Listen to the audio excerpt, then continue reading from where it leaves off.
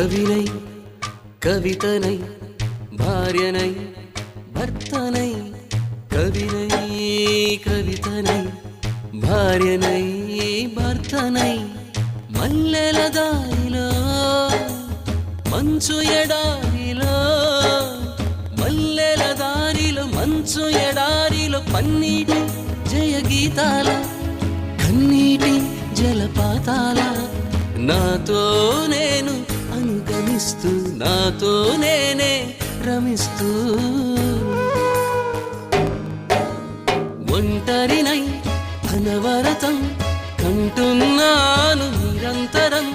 కలల్ని కథల్ని మాటల్ని పాటల్ని రంగుల్ని రంగవల్లుల్ని కావ్య కన్యల్ని ఆడపిల్లల్ని జగమంత